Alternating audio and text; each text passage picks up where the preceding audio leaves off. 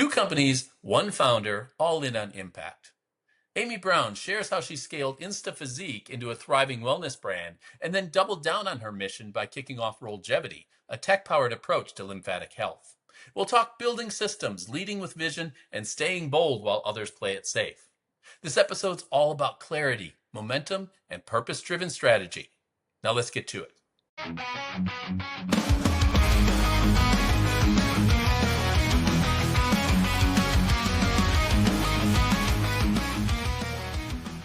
Welcome to Legacy Unscripted, sponsored by Progeny Coaching. This is the podcast where sports and business collide. I'm your host, Russ Katzman, and here we'll skip the fluff and get straight to the hustle. From athletes turned entrepreneurs to impact-driven business leaders, we dive into the wins, the lessons, and the failures that make our legacies worth living. Today, I'm happy to welcome Amy Brown, founder and CEO of InstaPhysique. Amy, I appreciate you jumping on with us. Hi, nice to be here. So a lot of people know you from InstaPhysique, but that's not the only thing you're doing right now. Talk to us about what else is going on for you. Yeah, so I have owned and operated a fitness and wellness studio, which is InstaPhysique, for almost the last 10 years now. We almost hit that 10-year mark. And this past year, I have been working on developing a new company, and that is called Rollgevity. That was born actually out of kind of a problem I had been experiencing in my studios. And it was eating me up inside for well over a year. And that problem was that it was born from a piece of equipment that I had been using in my studio. And I began to see that kind of fitness and wellness operators and consumers just really lacked a simple, consistent way to care for their lymphatic system and their fascia. So, I know we're all trained to care for our muscles and our heart, Right. but most people don't understand the purpose of the fascia or the lymphatic system, and why those things are important to care for. Yeah. They're key drivers of mobility, of recovery, of pain relief, immunity, healthy aging. So, in my studios, we were using a piece of equipment that's a roller massage machine. And it was just, it's an inconsistent piece of equipment, hard to source, like all sorts of different problems. And I kept thinking to myself, gosh, I have so many ideas on this of ways to make it better, to really incorporate specific lymphatic principles and programming. And so started just researching and finally said, you know what, I'm going to do this. So formed the company, and we are now just at the final stages of our MVP product. So it's a hardware software company. And really we're trying to create the first intelligent, automated lymphatic massage system, both for studio and home and hotel usage. Got it. So, first of all, congratulations on the 10 years with InstaPhysique. I mean, that we all hear the stories about how many don't make it 1 year, how many don't make it 5 years, and even less that, the third that make it the 10 years is incredible. So congratulations on that. I am curious though, I see this in entrepreneurs all the time. These ideas, especially those with a true entrepreneurial mind, they're always trying to innovate something. They're always trying to come up with something new. And if we followed every one of those, we'd have, tentacles in 17 different industries and running, 16 different companies in the process. Talk to me about why this one was the one for you that you just kind of said, of all the ideas, this is the one I just have to move forward with. That is a great question, and you are absolutely correct. We have a million ideas, right? But I think trusting intuition has been something that I've really leaned into. And when you have that feeling that is constant and will not go away, and you start to see and map out the path for it, when that voice, I think, continues to be there nonstop in your ear, you need to follow it. And for me, I see that path, and I think having a passion about what you do is very important as an entrepreneur. That was what led me to found and build InstaPhysique, and I was feeling that again for this. Yeah. So yeah, that's, I think at times you look and you say, I am creating extra chaos in my life right now as you're building this, but that's part of the fun and the beauty of it. And I think when you care deeply about an industry, Yeah. and this industry that we get to live in is really special, and it, we get to help people live better, healthier lives, and you get to see kind of the reward of the labor that you put in to this. So it's exciting. I think the beautiful thing about fitness is that you don't have to wait 30 Yeah. years to see the benefits, right? Like you can feel them right away. You get to interact, you get to connect with people, and so this feels like a natural next step for me too. Um, Same Okay. thing. I think as I've grown as an entrepreneur, I think I look at things differently now too, where it's every 10 years, like I need to do something new as well too. I still have passion for what I'm doing, but for me to grow and not get complacent, I have been feeling that itch to build something new. Well, and I think the itch is probably the right description for it. So to me, people, it's why we called it my coaching company Progeny. I mean, a lot of people look at their businesses as their kid.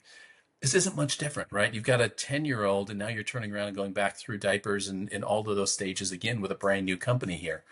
Talk to me about what are some of the lessons you learned from the first time around that you're applying this time? Mm. Gosh, I learned. I When I started my business. First of all, I was I guess late entrepreneur. I was 40 when I started the business, so felt like I had some life lessons under me for sure. But I think one of my biggest lessons was learning that I have to elevate myself as I grow in the business and as a leader. And really figuring out that I had to ask myself, what do I do better than everyone else that serves the business, and then start to delegate everything else to just make a better financial impact for the company. I think, especially in the type of business, it's a boutique fitness studio. You love being in there, you love being with people. I had a passion for teaching. Um, and it was learning that I needed to elevate myself above and beyond that in order to scale and to grow.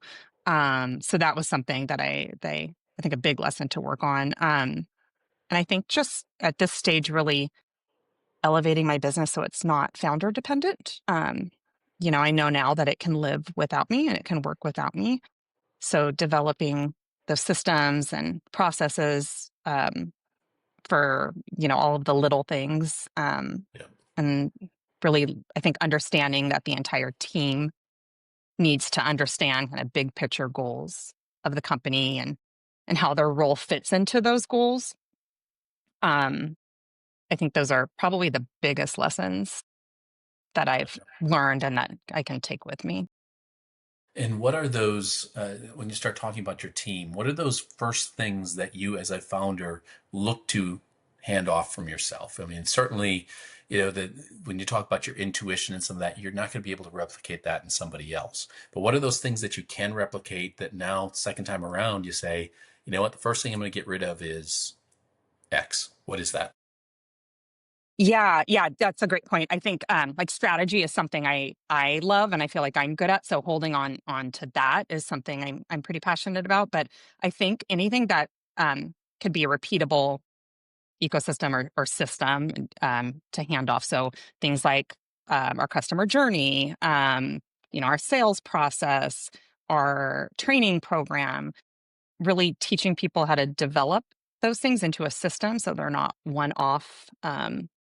And also, I think some of just more of the soft skills too, really teaching people how to interact with coworkers in a positive way to lead them. I think it all Mhm. comes back to really not having any ambiguity as to what our goals are as a company. And so, like for in particular with the studio business, it's everything's about human connection, right? So how are we building experience? How are we building process? How are we continuing to elevate our class offering?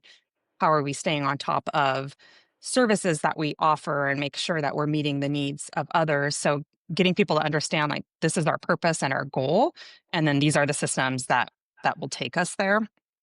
Um, because people are really capable, and I think you've got to find people that start working with you in one aspect may end up growing into another aspect if they see the big picture of your business. So I think just developing people, really. Now Yeah. you touched briefly on the customer journey, a little bit about the studio. You're looking at,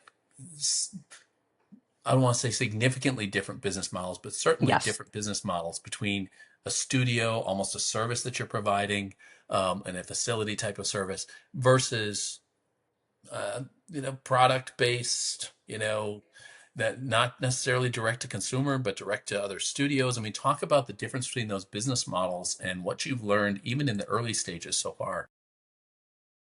Yeah. So I know I chose to get into a hardware software ecosystem, which is 100% different than brick and mortar. Yeah. And so have been learning meaningful lessons along the way.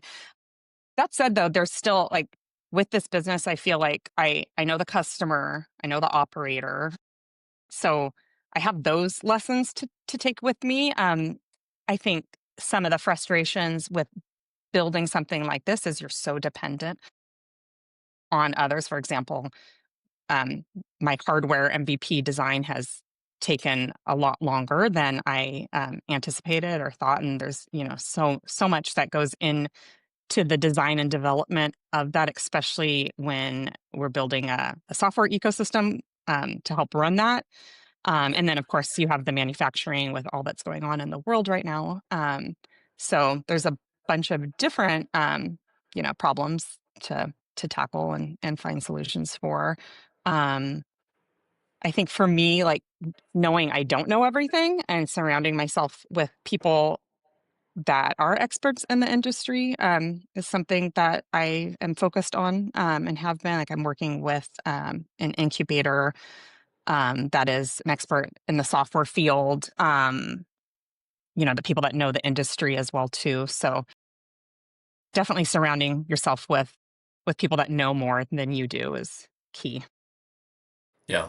And I think you're doing it the right way where you've got 10 years of experience, but you recognize that there's things that going into a different type of business model, a different field, there's something that you may not have picked up along those 10 years Hmm. specific to software, specific to designing hardware, specific to dealing with tariffs and overseas manufacturing or whatever factor comes into creating that product that you didn't have before.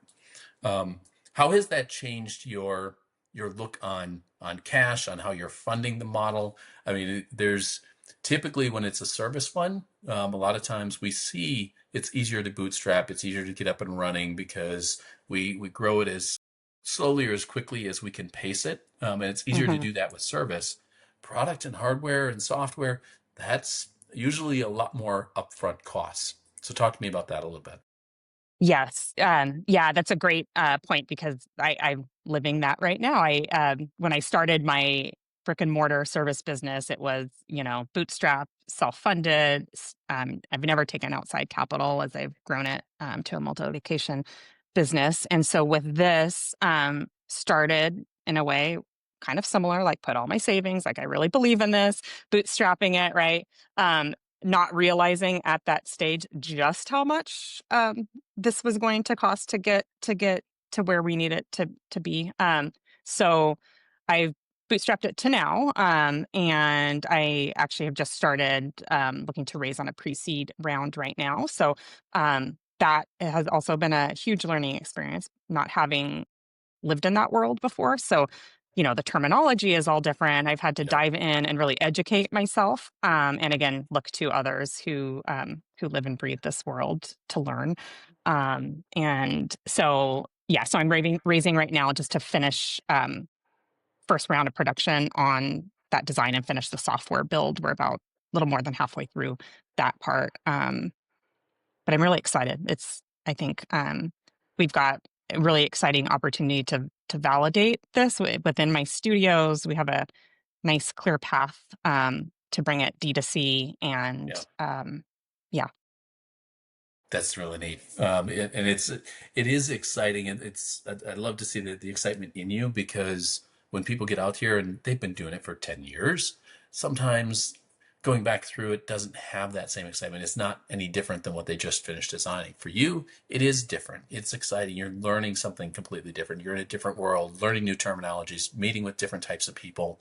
And it forces you to create a new network, to find new advisors, to find new individuals Yeah. to help you along the way.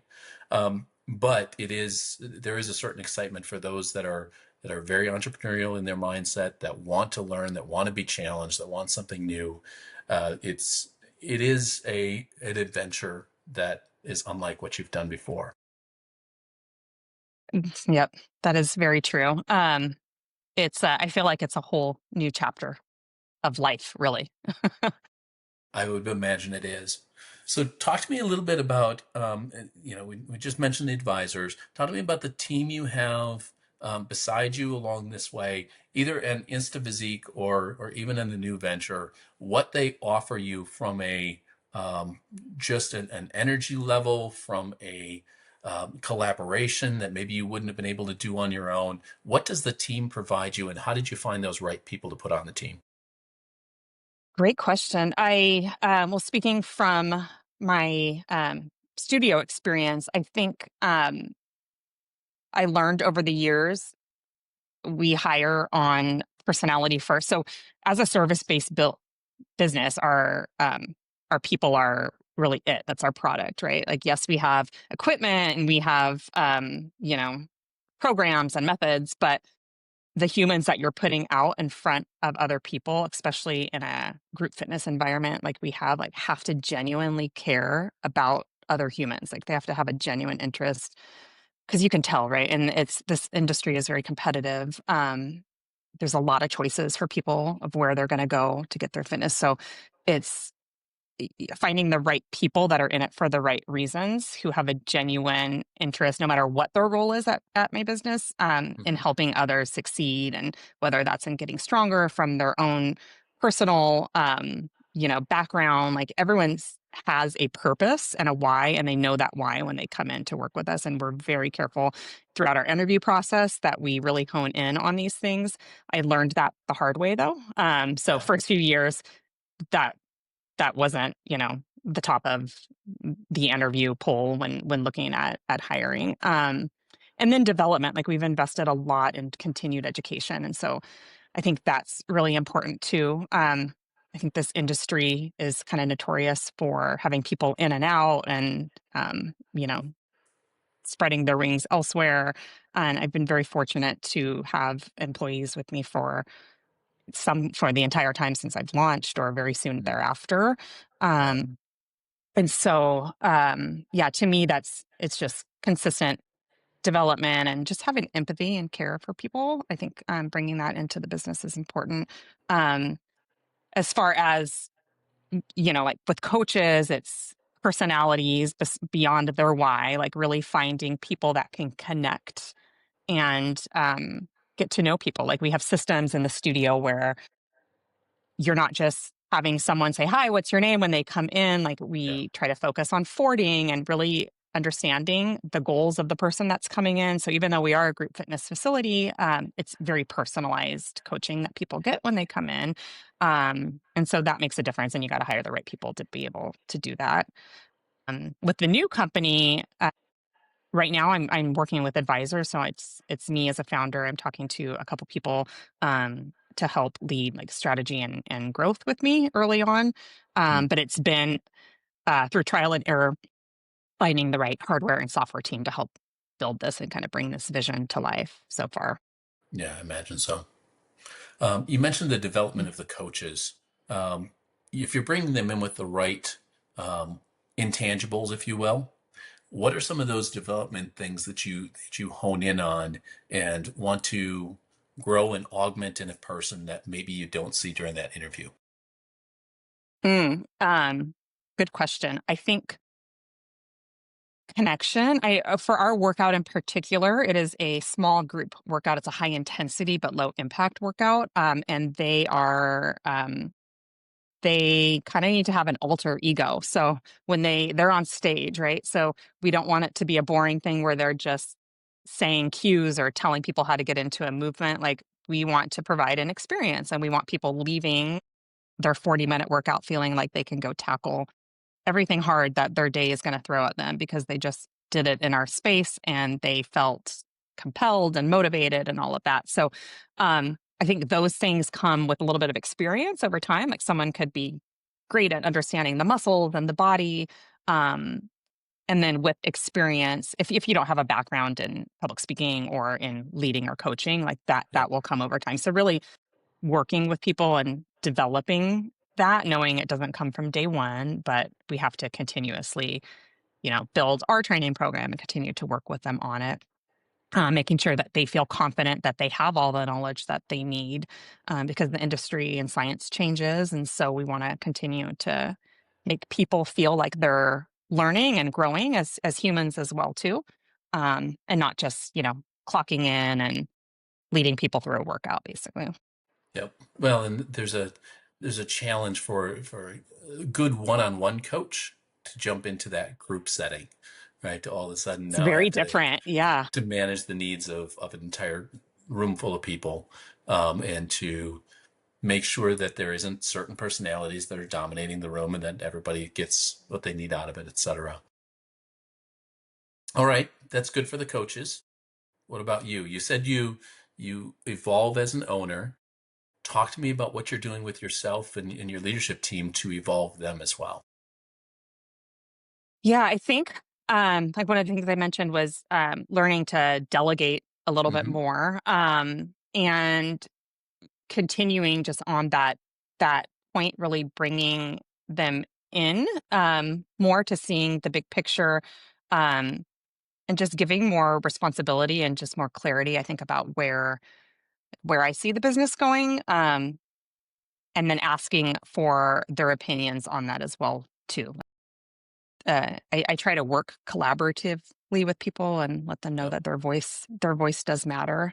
Um, so I think kind of strengthening that in them, and we have a tendency, I think, to just when you're in the weeds of a day to day brick and mortar business, you can kind of get bogged down with people and problems and issues, and this needs to get fixed. And so one of the things I've been trying to focus on doing is really getting them to continuously see that there is a bigger picture and make sure that that guiding light kind of leads them on the day to day too. So you can of course get bogged down every day. There's problems to solve, um, but kind of keeping composure and remembering what our collective goal is.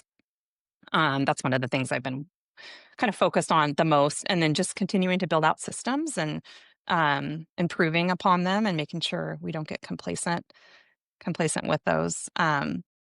Our community that we build in a business like that is kind of everything. So understanding, how to get feedback and how to give feedback. And a lot of it's like personality building as well, too, or just traits, leadership traits, like continuing to build on those for people as well, too, giving resources to people.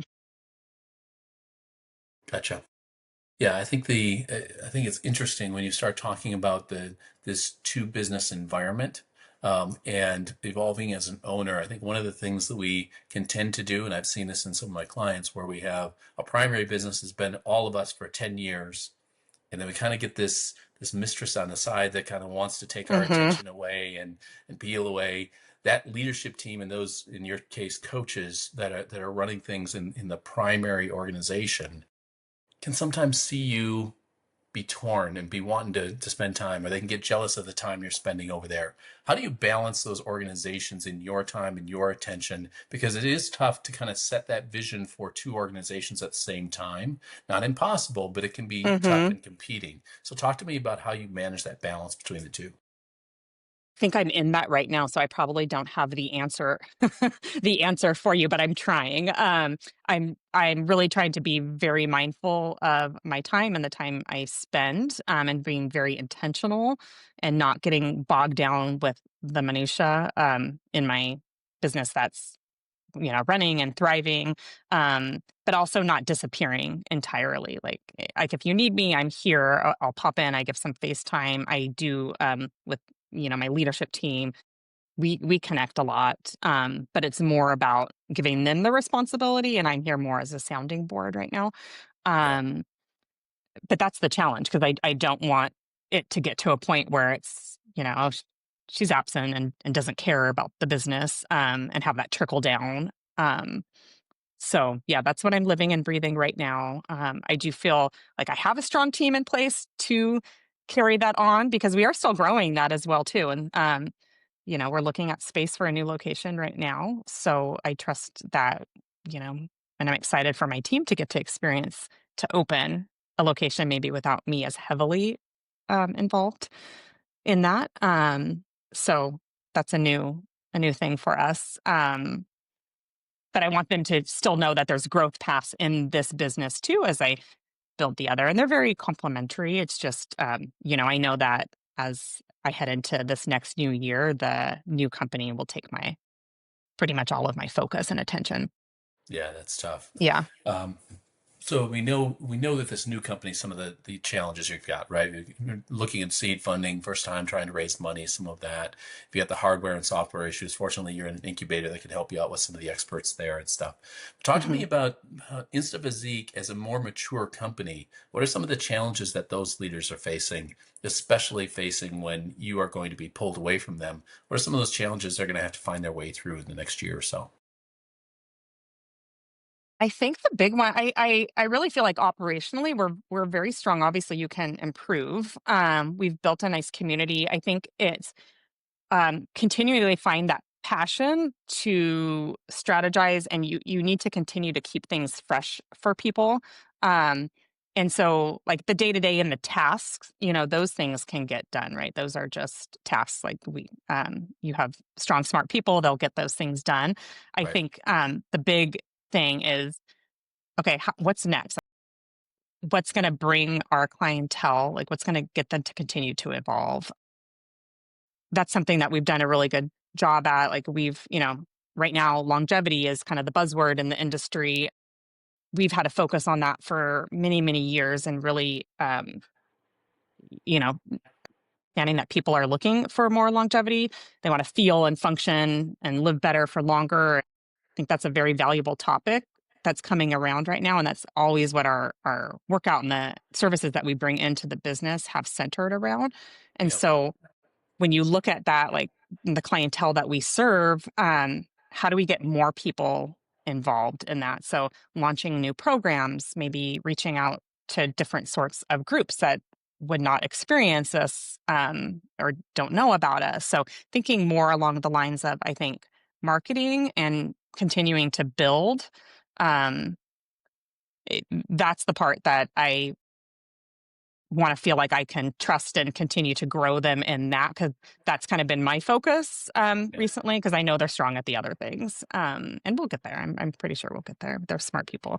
But yeah, as my focus now moves to the new company and I'm thinking of all the ways of marketing and building this, that there's that, okay, balance. Like I only have so many hours in the day and I want to make the most of them. And yeah, so that is the problem, that the solution I'm still working through.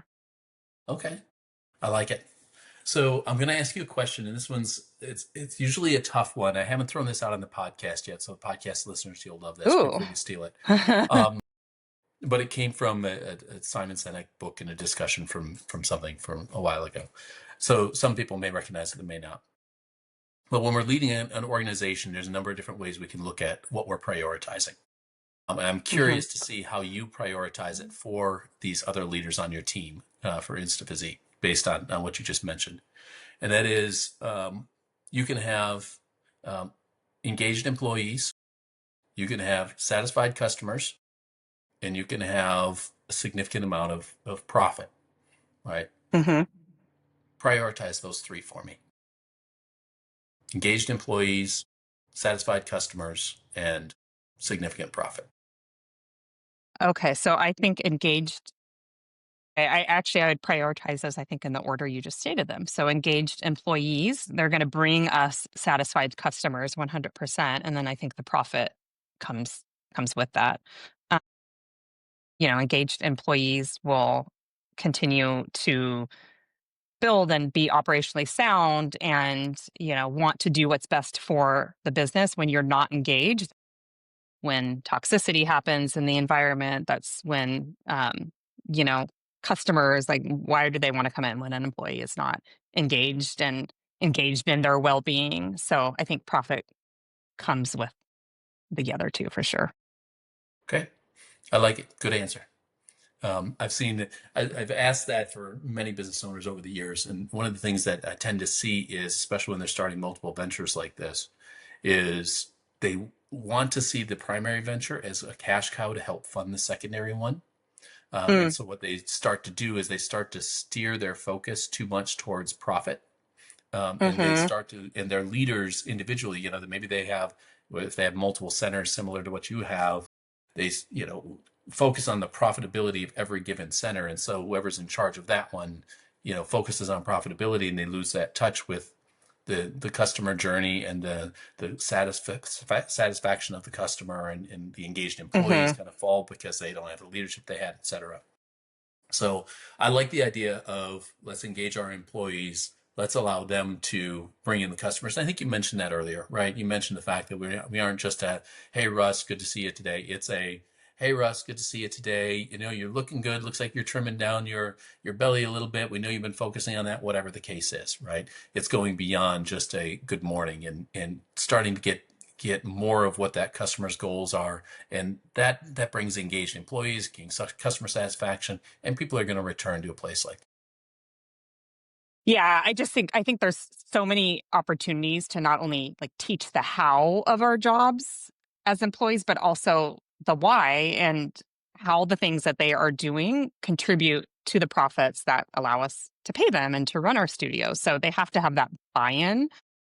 Otherwise, it's very hard to get to that profitability level if you have disengaged employees. And I think y- like creating remarkable experiences for clients obviously is important, but you also have to do that for employees because you can't get in this hamster wheel, especially in this business of Yep. constant hiring and training. Because then, you know, you will not. I think the statistic I heard recently is that only 10 to 12% of boutique fitness studios are profitable. Mm, Um, and I think a lot of that has to do with it's people. It's the employees and the hiring and the training and not maybe business models. But um, yeah, I think you can never underestimate how important it is to really focus on employee engagement and development. yeah. Well, and there's a number of reasons, and we could probably talk for another hour on Yeah, the things yeah, we've both seen, and whether it's get stuck measuring revenue per square foot and not worrying about some of the bigger picture stuff, or vice yeah. versa, right? I want a big studio. I want to be able to have The 45 aesthetics bikes of in it, here, and and have yeah, a spinning studio that has 45 bikes, but I'm only filling 8 of the bikes at any one time, and I'm doing 17 classes during the day, so I can fill as many of those as I can, but none of the classes have more than 8 of the bikes filled. And then so you start looking at utilization and all of that kind of yeah. stuff, There's right? so much. Yeah, there's so much that goes into it. Ton of reasons. Yeah. And to your point, like I think at least for that the leadership levels of employees, like getting them to understand all of those things is highly important. So really bringing them in, um, so that they take ownership of it too. Gotcha. Yeah. All right. So a couple more questions for you before I let you go. I promised this one, so I told you I would ask it. Let's go back and talk to the young Amy, probably, 10, 12 years ago, when you're first getting ready to come along this current entrepreneurial journey. What would you tell her about the lessons that you've learned along the way that you'd love her to know before she gets into it? Ooh, I think if I knew all that were to come, I don't think many entrepreneurs would go through with it, right? No, I think, like I mentioned, I didn't become an entrepreneur till I was just about 40. So at that Yeah. point too, I was a single mom with a almost 4-year-old son. And I think, before that, if you rewind to my 20s, I never could have done what I'm doing now then. I think, I had a great job. I was kind of building an early career, but if I'm honest, looking back, I think I was kind of probably a little bit lost. Like I didn't have direction or like a real purpose. I was living in LA, messing around, having the time of my life, and just no real clear why. And I think just things shifted with some major life events that I had, the birth of my son, like end of a bad relationship. So those, looking back, were turning points for me, and I Yeah. didn't want to kind of drift anymore. So I think, to your question, I think it was really understanding that you can kind of design the chapters of your life, and not repeat the same one over and over again. So, um, I think being very intentional with what your goals are, and then being able to move on from those once you've reached them, and not getting bogged down kind of in the day to day minutia, like always holding on to that bigger picture, bigger goal of what you're striving for. Um, I think, what led me to build InstaPhysique was born out of a passion of like a particular workout method. But more than that, it was really creating a space where people can build community and strength. Um, and I've gotten to do that, and it's been super rewarding. So, I